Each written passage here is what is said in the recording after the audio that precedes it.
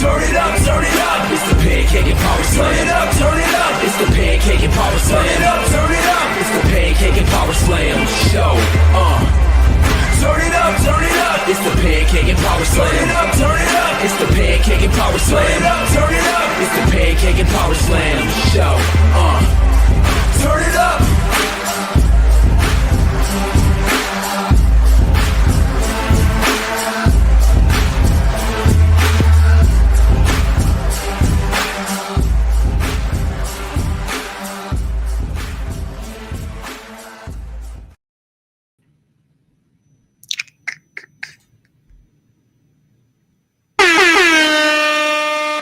What's up, everybody? This is 712 episodes of the Pancakes and Power Slam Show. I am Dr. Chris Featherstone, live and in living color, getting funky like a monkey. Ooh, if you will. Let's see. Let's do that one. How y'all doing, man? How are y'all doing? How are things? How's life? This is yeah, man, let's do this. 712, y'all. Come on in. Grab some fun tonight, man. We're gonna have a lot of fun tonight. Of course, if you want to have your comment on the screen, go ahead and drop that super chat. And we will get the questions. We will get the comments on the screen. Ladies and gentlemen, we're going to have a lot of fun tonight, man. We're going to talk about my guy. My guy is back. My guy made a triumphant return, man. And I'm going to tell you what happened. I'm going to tell you what happened with my guy. Man. I'm so proud of him. And I'm really excited about where his WWE career is gonna go to. I talked to him too, man. I know that he's usually really, really honest with me, and he tells me about these cameos. But hey, man, he's got to respect he's got to respect his contract. I heard about some contract stuff afterwards too. He's got to respect his contract, and wait until that big reveal. He gave me a couple hints about what was going on, but man, he did a really good job. We got a lot of people. We got newbies. I'm always here's the thing, man. Always supporting newbies on. We got Timmy. Of course, we got the normal chat, the PNP Nation in the building. As much as I can acknowledge whoever, we got the People's Wrestling Channel, Elvis, Captain Commenter, Av, Robert, Dreamscape, Danimal, Timmy. I think Timmy's a newbie. Yeah, man. I'm gonna tell y'all, I'm so happy about my peoples that came to Survivor Series. I've told you before, man. This is what I do. This is the last thing that you're gonna. This is the closest thing to pro wrestling that you're gonna get when it comes to me. And when I left, when Sport Eric is in the building, what's up, my man? Ab is doing a lot of laughing faces, but I'm gonna tell you, man, this is the closest thing to pro wrestling you'll get from me nowadays. I am so busy. My schedule's actually picked up since leaving, since Sportskin and I parted ways amicably. Again, I always have to say very, very amicably. But yeah, my schedule picked up, man, with doing my college professor work, doing more therapy. I've got, yeah, I mean, there's been things said before on the way out of leaving, leaving my commitments beforehand. A few teasers, so always stay tuned for that. Got some things brewing. Got a few things. Got a few thoughts cooking in the oven. So be sure of that. But as far as right now is concerned, man, my schedule is just inundated with stuff to do, man. It's a blessing. It's definitely an absolute good thing to have. Good thing to experience in my life, which I'm super blessed about. So yeah, man, I am super blessed to be in this position. I am super blessed to have these responsibilities, but your boy tired, but I'm happy today though. Things are, I'm telling, man, things are good. Things are happy. I'm excited about my boy. I'm excited about my guy. The Black Scorpion is back, ladies and gentlemen. The Black Scorpion is back. He's back, man. Made him, he came in with a bang. He came in with a bang, ladies and gentlemen. He came in with a bang. Curb stopped CM Punk and cost his team the War Games match. And again, didn't watch Survivor Series. I don't watch programming anymore because I'm not paid to do it. So, but of course, like I told you before, staying abreast of all of wrestling to the best of my ability. I'm on Twitter. I interact on Twitter. I check DMs a lot. I check notifications. A lot of people sending me messages, tagging me, and stuff like that.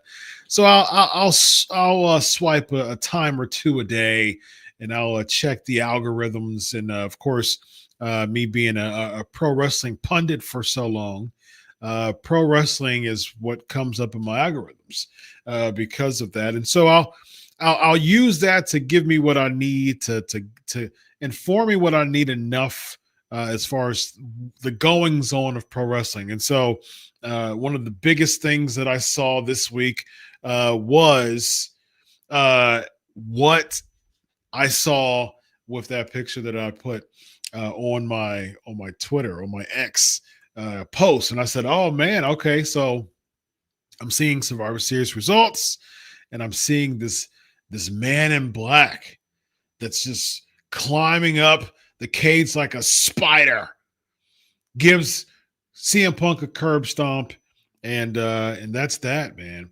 And I said, my guy, he was teasing it to me earlier in the week, and my guy, the Black Scorpion, made his WWE triumphant entry into the War Games match. And if you're a historian like I am, you would know the Black Scorpion in cage matches go hand in hand, ladies and gentlemen. Do your research, do your homework. The Black Scorpion in cages, they go hand in hand. So it makes perfect sense for my dear friend, the Black Scorpion, to make his triumphant return in a cage. It makes perfect sense. It makes perfect sense for the Black Scorpion to make his return in a cage. And he did it well, man. He did it well. So that prompted me. And of course, I will hit up the super chats. Go ahead and hit that super chat. Leave that super chat. Hey, this is what I do. This is this is my pet project. This is my baby. This has been going on for 712 episodes, y'all. Just thinking about that alone is just wowzers. 712 episodes of the Pancakes and Power Slam. So this, the algorithms, the reach, the financial backing, this grows. PNP grows because of your donations, because of your super chats, because of your contributions, both financially and within the show. So, within the show.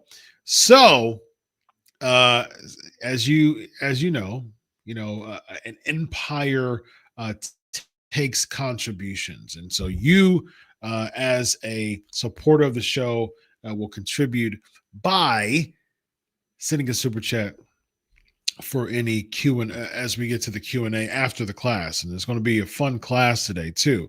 I was like, you know what?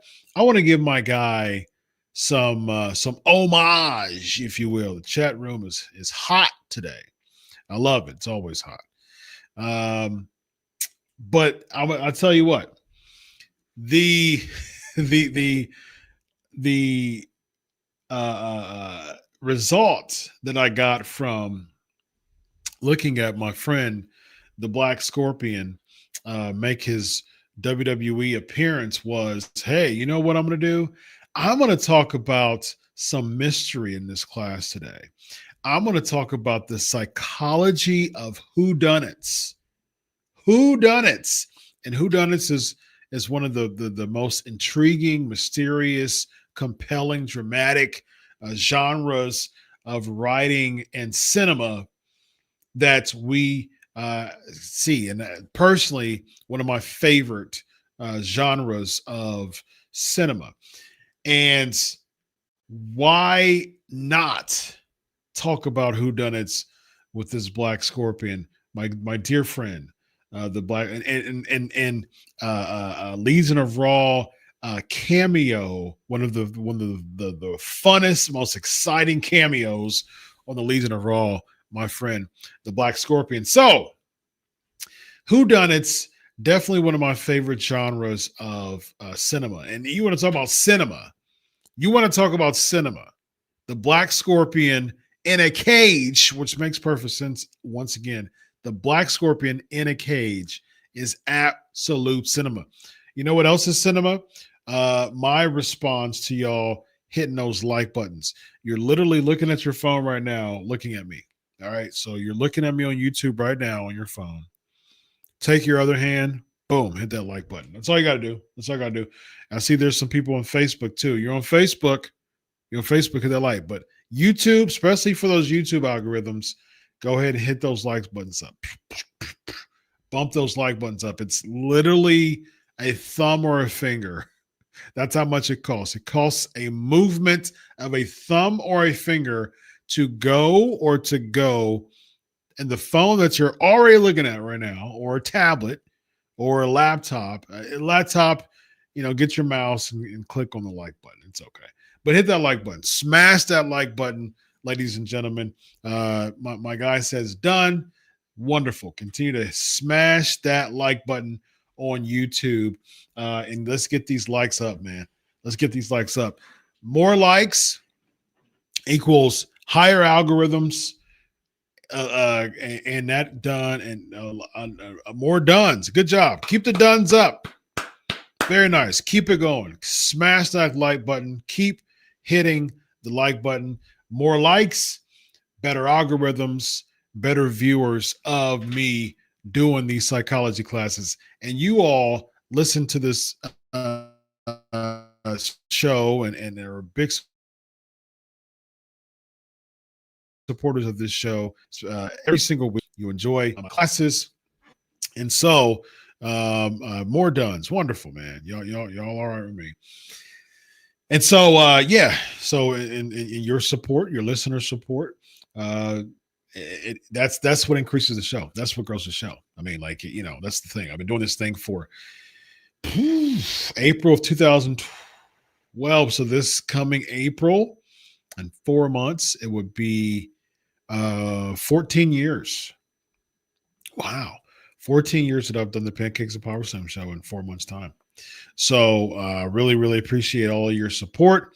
But you know what? Like I told you before, a lot of PNP was affiliated with other sites, and I would bump their subscribers up and affiliate with them. But I decided to go to business for myself, if you will. I've been having a lot. I believe in PNP enough, and I believe in this model of PNP enough, especially me as a doctor of psychology, a professor of psychology, and being able to use my expertise as a psychology professor and a clinician to be able to give you some real life theories and concepts and really, really good constructs to really help you understand. Yeah, there's wrestling, but then there's psychology, absolutely. Yes. But then there's psychology.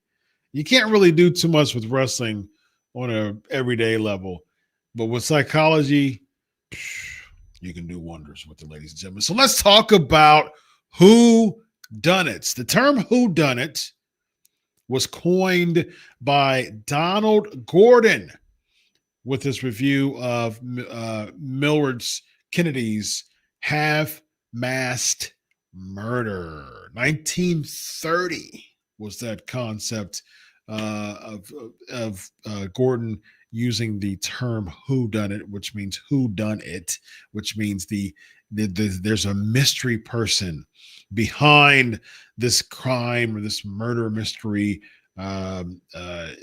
as far as just committing the act. Who done it? So the plot and the saga and the story arc is usually revolved around, let's figure out the context clues of who done it. So here's your homework, actually. I'm gonna give you your homework now, even before, and I'll reiterate it if I remember, reiterate it at the end of the show. When the show's over, I want your homework to be, I want you to write down, I want you to put down, comment on YouTube. I want you to comment your favorite whodunit movie. All right. Your favorite whodunit movie. That's your homework for today. I'm going to have homework for everybody too, because y'all been coming in here and not doing homework. And I haven't been, that's my fault. Actually, I haven't been giving you homework. So that's my fault. So your homework is, what is your favorite whodunit movie? All right. Favorite whodunit movie. I'll put that on here for you. Favorite whodunit movie. All right. All right. There we go. So here is your homework assignment. There you go. All right. That is your homework. Oh, they've got timed banners now. I like that. I like that. That's nice. All right, let's see y'all moving on up. I like that.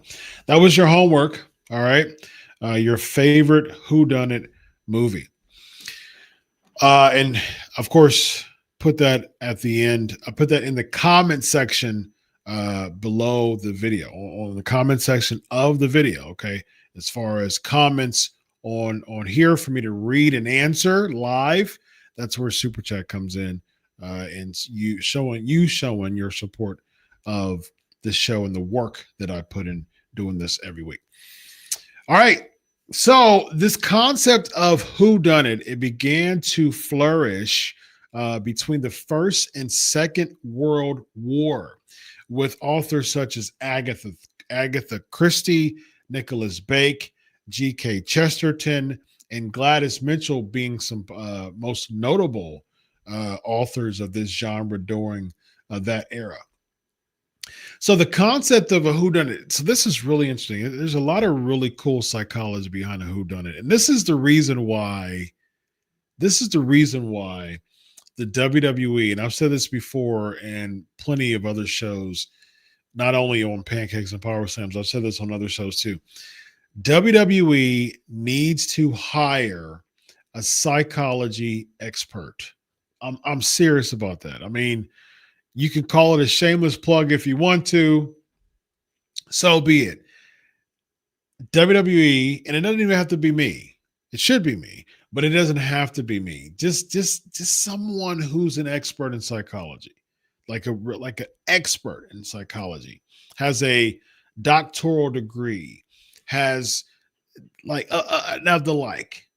Put that application out there, WWE, to hire a psychology professional, because I am a actual dean of a department of psychology at a college, and so I'm your guy.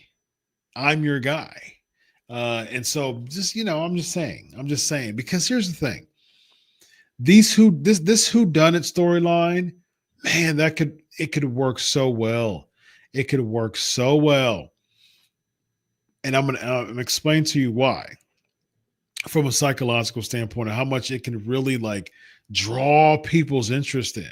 So the concept of a whodunit is psychologically effective because whodunits manipulate uncertainty by building something up and then resolving it. Think about that from a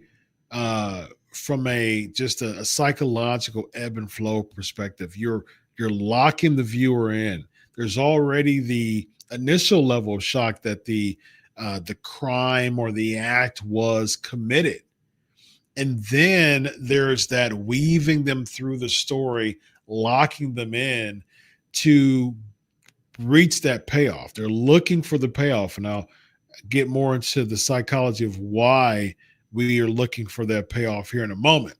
And so, man, you've got them. You did the initial shock, the incidents, and then you have the ability to really lock them in by making a compelling storyline. And it's compelling because it's not just shock or surprise, but it's a gradual reduction of uncertainty. So you start off here being very uncertain. You're shocked. Oh my goodness, who would do that? Who killed JR, by the way? Which I think we never found that out, if I'm not mistaken.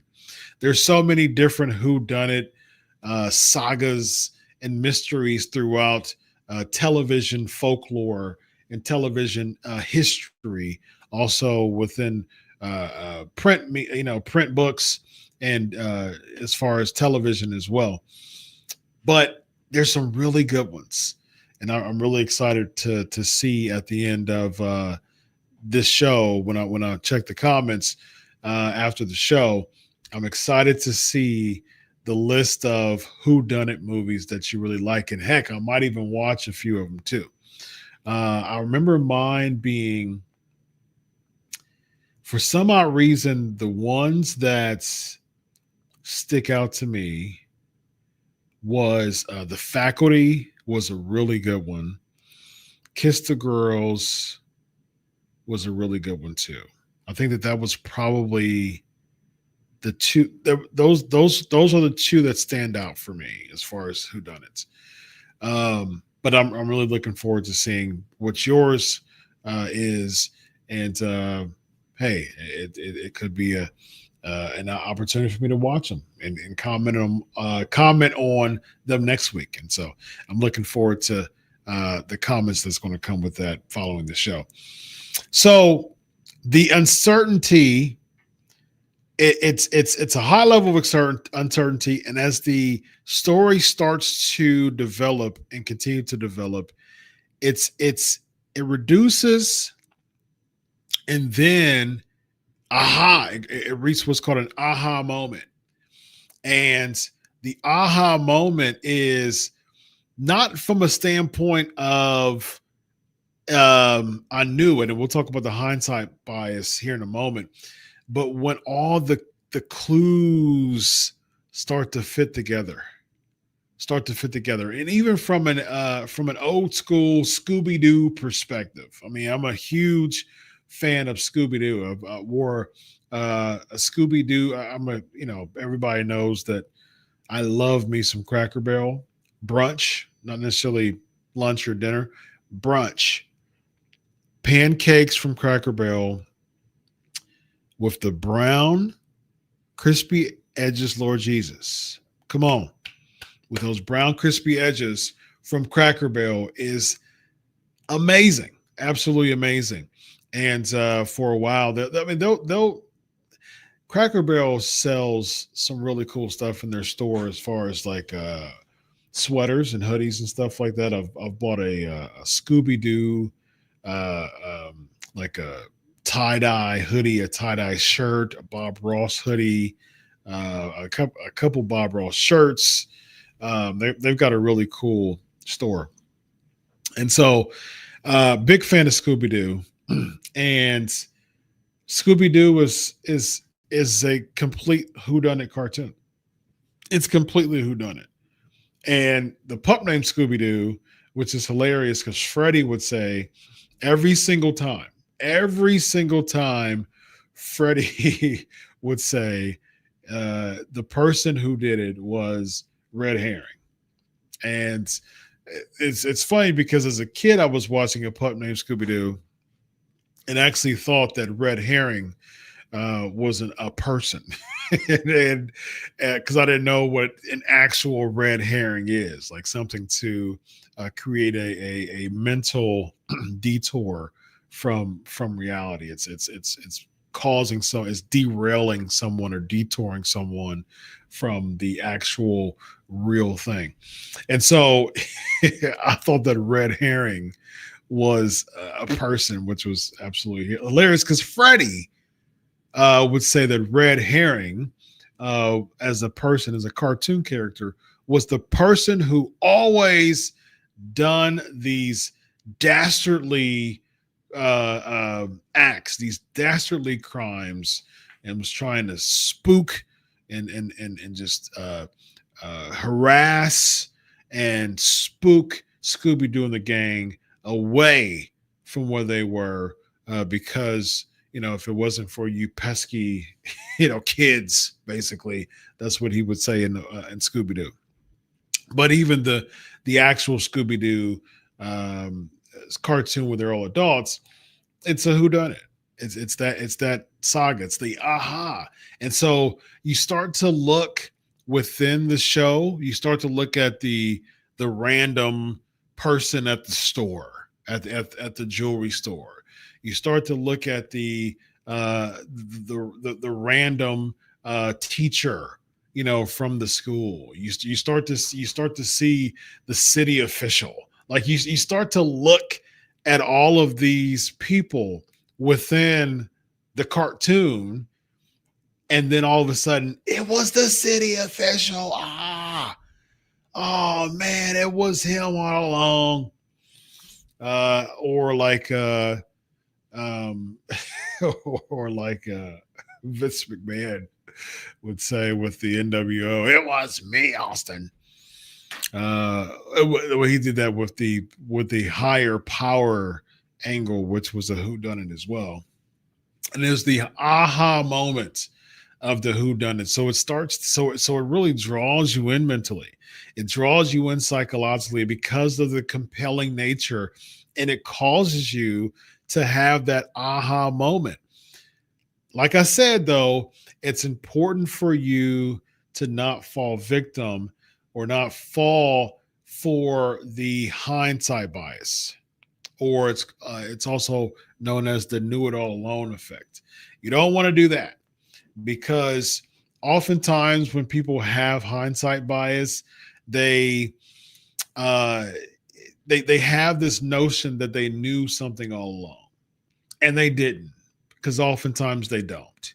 And so, in order to kind of mitigate their level of suspense or mitigate their level of uncertainty, or type of create some type of buffer or some type of cognitive dissonant way of realizing, hey, man, I was duped. You did get me. You got me. It was good.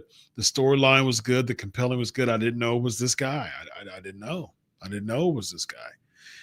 But the hindsight bias is like, oh, I knew it was him, or I knew it all along. And oftentimes with the hindsight bias is you didn't know it was him, but you portray that you know it was him, or you convince yourself. It's misleading. It's misleading to yourself. You convince yourself in your mind in a very deceptive and misleading way that you knew it all along. And it creates a distortion of our understanding of the past. And it interrupts the ability to objectively analyze the moments leading up to the reveal. And so if you keep, especially during the clues, during the crumbs, and as the story starts to continue to progress, if you continue to have this type of hindsight bias, one, you're already predicting something before it even happens. And if you're wrong about it, you're not telling anybody. You're saying, "Oh, I knew it was him." No, man, just enjoy.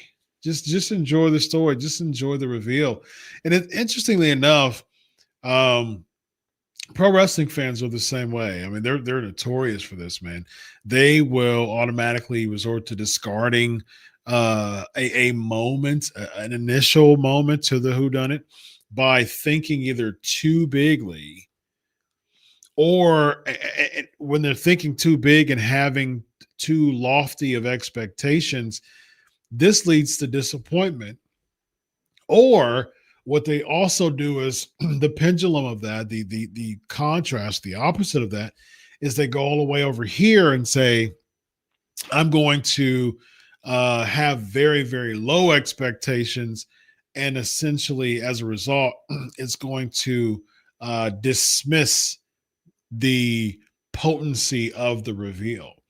And it seems like that's where pro wrestling fans are going toward this right now. Like they're going the potency of the reveal is diminish. It seems like it's starting to diminish as a result of this, everybody saying Austin Theory, Austin Theory, Austin Theory. Here's the thing. I keep getting messages about spoilers. First of all, a couple things. One, again, I explained to my Patreon my thoughts of my thoughts of what I'm going to do with. Let me just say it this way. I explained to my Patreon, I know a lot of stuff. I know a lot of stuff of the inner workings of inside journalism, man. And for a good hot year, like it was good. I actually signed a contract to report stuff multiple times a week, which is the reason why I was reporting oftentimes. And so, but I know a lot within the industry as far as just who gives how, like who gives what, and who gave what to me, and like there's some ideas that I have with that since I'm removed from that. I'm not under contract to do any of that anymore. And so it's like it was so just uh laborious, man, and time consuming. It started to not be fun anymore, because of what's called the over justification effect. It was fun in the beginning, and then the over justification effect caused it to uh, not be as fun, especially the contract and the number of times and the reach outs, and to this day people still reach out to me via DM on spoilers. I'm like, man, nah, it's not, because people, again, I've said before, like, I mentioned, I went into a lot of this on Patreon. But yeah, I mean, I would reach out to people. People would send me stuff too. Like it was an interesting, like the CM Punk Gunther cage match. It was a text message that I may quote sooner with the thoughts that I'm having that I share with the Patreon. But yeah, I mean, and I got other stuff too with just text, mostly text, sometimes email, but mostly text. But yeah, I mean, like, and it was fun, and then it became like a job, and then it took too much of my time, and it was just like, oh my gosh, like this is not even fun anymore. And so, but I still to this day, I still get people asking me like, man, who's this and who's that, and who's going to win this and who's going to win that. So here's the thing, newsflash: if you're looking at this and you're messaging me stuff, one, I'm never, and I've said this many times before, go on previous PNP episodes. I rather the information I receive is good or bad, or work, which recently happened, which I went into that on Patreon too. But regardless of what I receive, even with vetting and regardless of all that, I'm not going to make something up. I've never made anything up ever. And again, man, like I said before, I my life, like when it comes to my personal reputation from a career perspective, pro wrestling is so on the bottom of the barrel of my career uh, uh, profile that it's ridiculous. I mean, it's so obsolete when it comes to the trajectory of my career profile.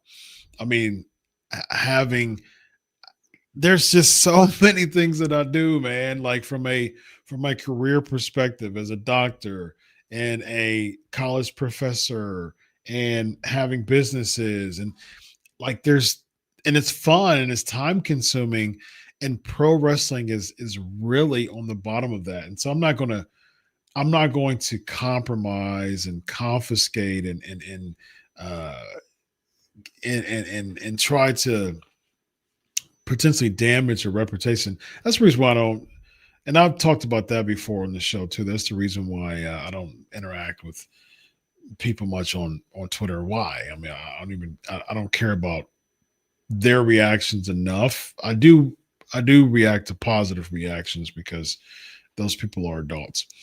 But at the same time, you have, like I said on Patreon, man, oftentimes you have children in adults' bodies. When we interact a lot with Twitter, and so I don't really pay attention to that much, if at all, really, and I don't really deal with the goings ons and that enough to really pay attention to it. The recent situation I explained it more in detail on Patreon last week. And so I still get stuff. I still get I still get people asking me for spoilers and things like that. Even when I was under contract to report stuff, I mean, I'm not going to give you spoilers for people who message me because I'm under contract to report exclusively.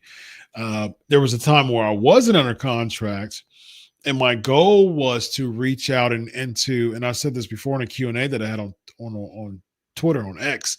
My goal was to, um, you know, build up my portfolio, um, have a fun little career side, type of projects that end up growing pretty demonstrably. Um, and it ended up growing pretty significantly. That's when I started uh, reporting certain things just to give it some legs. And I mean, during the Netflix thing, man, it blew up. I was like, oh, okay, this is cool. Well, as a business guy, let's make money from this. And so let's get to the point where I'm reaching to these sources and reaching to these contacts and getting to the point where I'm making money. I'm not going to keep doing this for free, so I'm going to make money for it, which I did. End up signing a contract. Contract's up. So for those who, I'm not under contract to report anymore. I still get stuff. I got the stuff. I got a text about Santos Escobar that I put on my PNP Patreon, and I got a text about this TNA stuff that I was like at work, and I'm like, okay, cool, yeah, I'll help TNA out and report it, and end up being a mess. But when people ask me about spoilers, I'm not going to give that to you anymore. I don't have it to give. I could reach out to people to find out, but I'm not going to do that for one person DMing me on Twitter. I'm definitely not going to do that. So soapbox moment done. So when it comes to that, the reason why I said all that was when people are like trying to jump the shark, to get this, to get the reveal and to know, let it cook, let it cook, as Twitter would say, cook, and that's Gen Z language. I did do a YouTube video on the psychology of spoilers and how spoilers could be positively viewed, how it can be a positive thing. But when it comes to just storylines, though, like when it comes to like results, that's a different thing. But when it comes to like whodunits and who was that and who's the person behind, who's the person behind the hood, I'm going to tell you it's the Black Scorpion because that's who it is. Clearly, that's who it is. But when it comes to people saying, "Oh, it's Austin Theory," it goes back to what I was just saying. Like you're already disqualifying the payoff because you're not high on Austin Theory. So you're like, why are we doing this? Why are we doing Austin Theory? Like he wasn't good from the very beginning, and he was boring before, and why would you bring him back? I do agree with the fact that why would you bring him back as a heel if it is Austin Theory? Why would you bring him back as a heel? Why does he care about CM Punk and only CM Punk because that's who he curb stomped? Why would he care about CM Punk? And why would Austin Theory, who basically broke away from Grayson Waller, the people want to see him as a babyface. He could be an absolute star as a babyface. But if it is Austin Theory, why would you bring him back as a heel, targeting CM Punk when Braun Breaker, I saw on the socials, targeted CM Punk? But now this guy in the hood targeted CM Punk. But if it was Austin Theory, what the heck does he have to do with CM Punk? And why would he come back for that spot and to join Heyman's boys? And if he doesn't join Heyman's boys, which from what I saw, he hasn't yet, or he hasn't at all. I don't even know if he's going to. Why would you again? What? I mean, all these weird loose ends that doesn't come together oftentimes. And so this who done it needs to have a good payoff. It needs to have a good payoff because whodunits thrive on uncertainty and then reward resolution. It's a really really cool uh, dopamine kick when it comes to that uncertainty and that sense of reward resolution. And again, I also talked about this when it comes to rewards. There's a place in your brain called the nucleus accumbens, and that deals with reward. Also deals with addiction, but it's a hub for rewards. And so your brain, when dealing with a whodunit, and again, I see questions, but be sure to hit them on the super chat. Um, when you have this whodunit, it's compelling people to want to know what the end is. It's compelling people to want to have a sense of closure about this moment. And it's actually a contrast to what's called the Zeigarnik effect. And I've talked about the Zeigarnik effect before. Zeigarnik effect being basically people are more inclined to focus their brain on something that's incomplete versus focusing their brain on something that is complete. Because when something has a sense of completion, that brings a sense of closure to one's brain. But the thing that has is incomplete, that leaves like a mental gap between where it is and the incompletion to where the brain, the person's brain, the person's mind want it to be. So this is where I want it to be. I want closure, and this is where it is. And that gap is just it's tension. It creates a lot of tension in someone's brain of, okay, let's close this gap. Let's bring some closure. And so the reward that comes with the sense of closure when it comes to whodunit is really advantageous. It really helps your brain.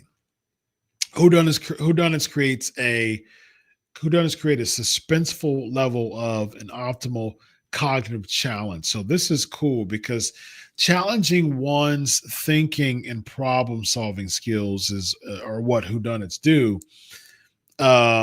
And this sense of puzzle challenge, it engages mental reasoning, pattern detection, and hypothesis formation without overwhelming the reader. So that's the thing though.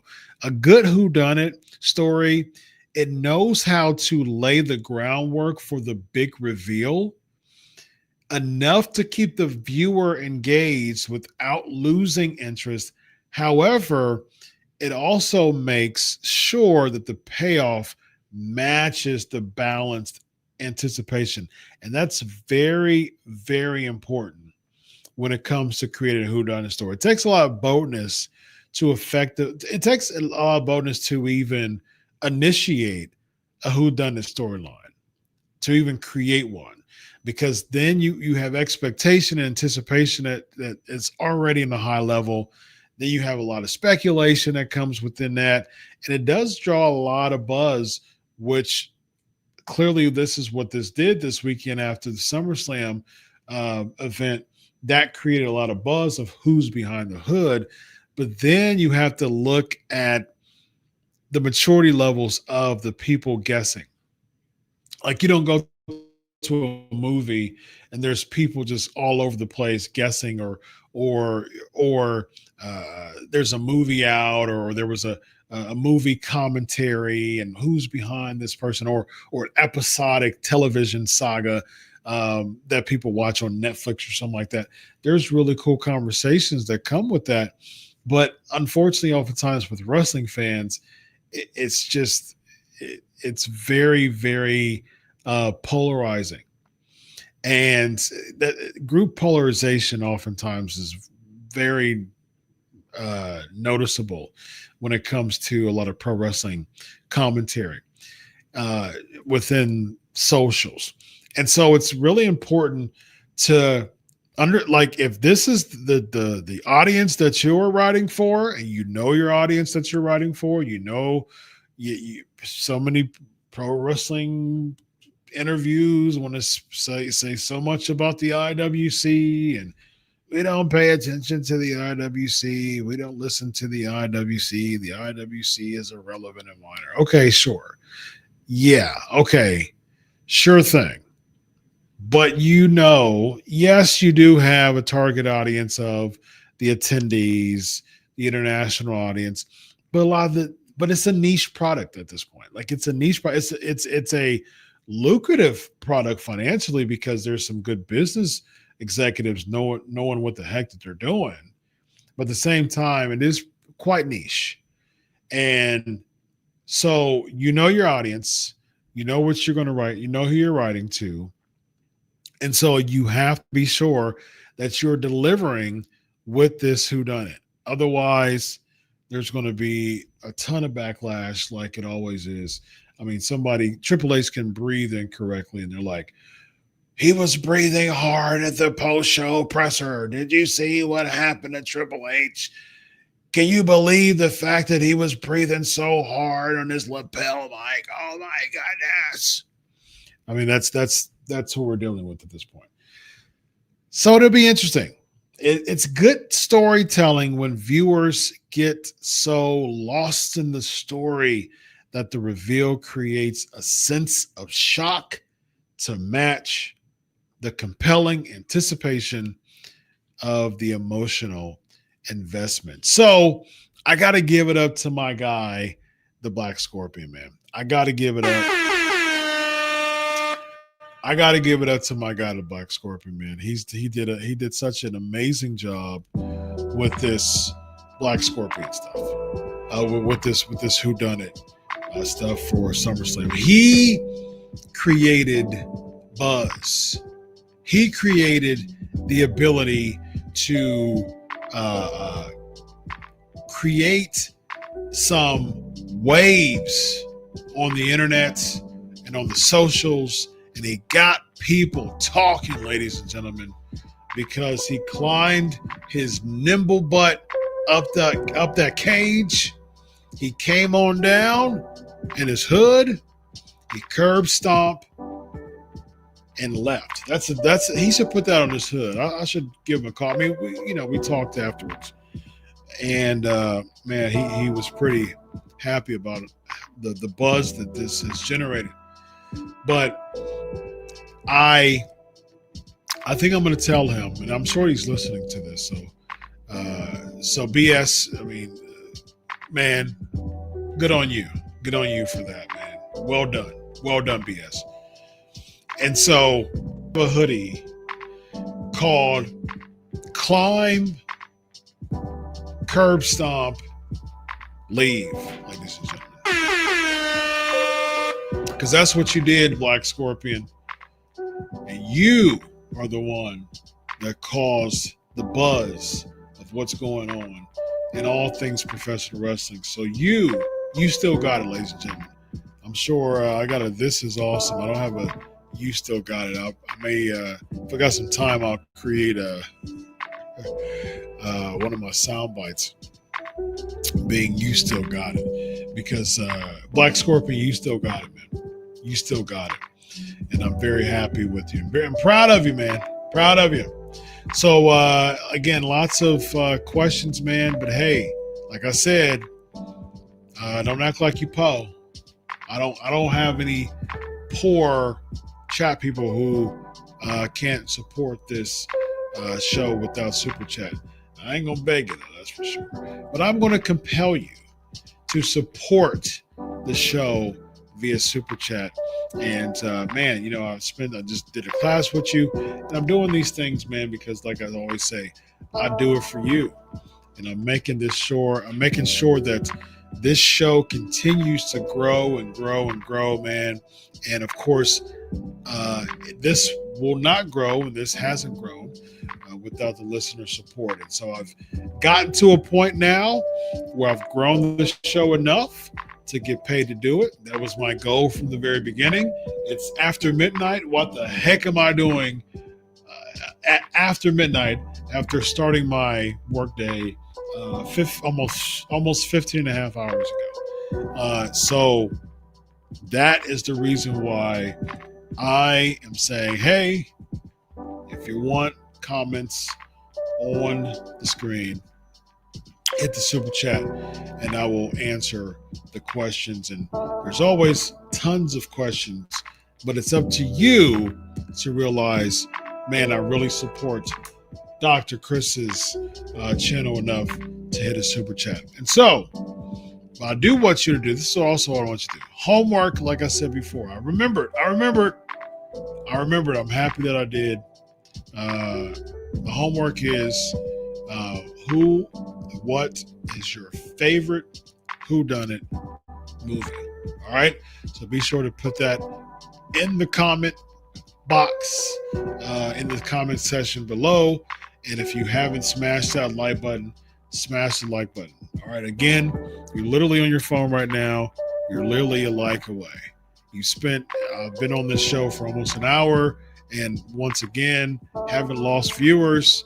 Viewers continue to stay consistent. All the viewers that's currently through Facebook and Twitter, Twitter and YouTube, hit the like button. That will boost the algorithms and cause more people to find out and understand now what the psychology is with Whodunit writing and storytelling. So hop on the Patreon, ladies and gentlemen. Pancakes and Power Slams. Patreon.com/Pancakes and Power Slams. That is Patreon.com/Pancakes and Power Slams. Ladies and gentlemen, it's been real. It's been fun as always.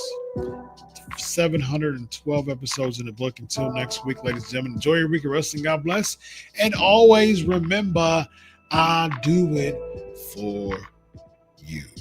Have a good night, everybody. So long.